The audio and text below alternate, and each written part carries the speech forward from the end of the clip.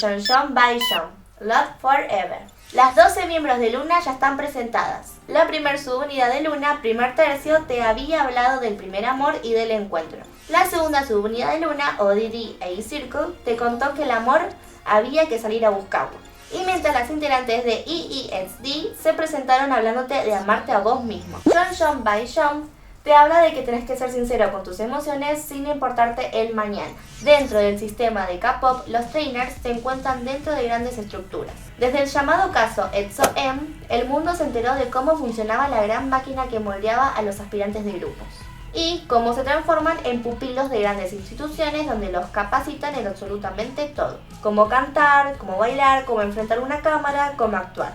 Hasta hay cursos de AEGIO. Cookies, sabemos que el único curso que aprobaste fue el de AEGIO, pero igual te queremos mucho aunque no sepas cantar. Cookies. El music video nos muestra un colegio instalado en un viejo castillo europeo. Las trainers se la pasan todo el día estudiando y ensayando. Su única diversión es escaparse y correr por los jardines. Pero hay algo malo en el bosque que rodea la mansión. Hay algo que las transforma. Este es el análisis de Fly High de Dreamcatcher. ¡Ay, me equivoqué! Es muy extraño.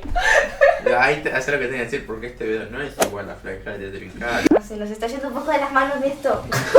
Por lo que les conté antes, es normal ver en varios grupos de la nueva generación el concepto del colegio opresor.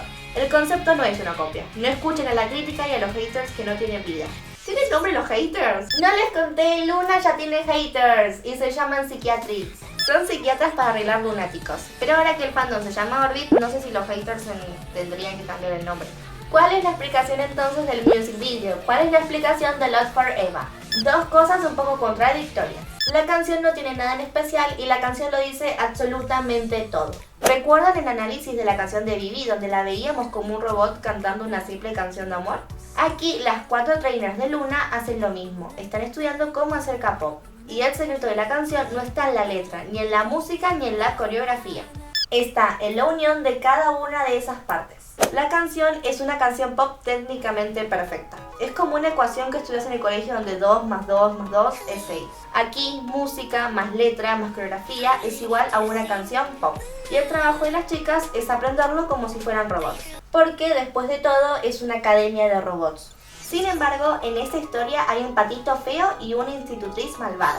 Y mientras las demás chicas juegan, se divierten y se escapan del colegio para jugar en el jardín del Edén del K-pop, el patito feo prefiere el bosque. El bosque es una alegoría a la sociedad. Perderse dentro del bosque es perderse entre la gente. Y es entre esa gente que se da cuenta que ella es distinta.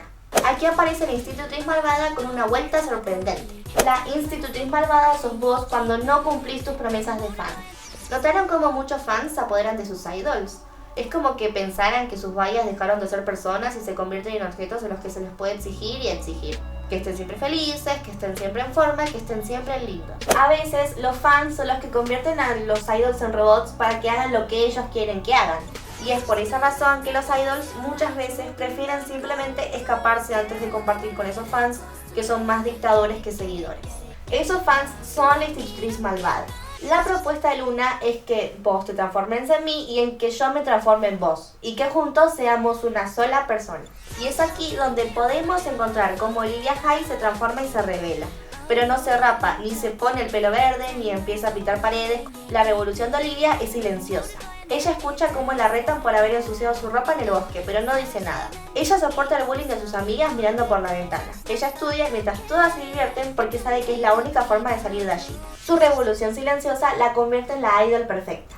Así como Luna en cada subunidad demostró que si lo deseaba podía ser el mejor grupo cute o el mejor grupo girl crush. Olivia Hye en el papel de Luna muestra que puede ser parte del K-pop perfectamente. Así la vemos como dentro del grupo es una pieza más que no se distingue por sobre las demás. Pero al momento de estar sola te demuestra que es tan buena que solo puedes aplaudir. Es muy simple lo que te dice Luna en EEXD. A veces es muy fácil ser un grupo más o un grupo menos. A veces es muy fácil ser como los cientos de grupos que debutan cada año y tener éxito en base a la cantidad de dinero que tenga la agencia para la promoción. A veces es más fácil rendirse y ser uno más entre todos.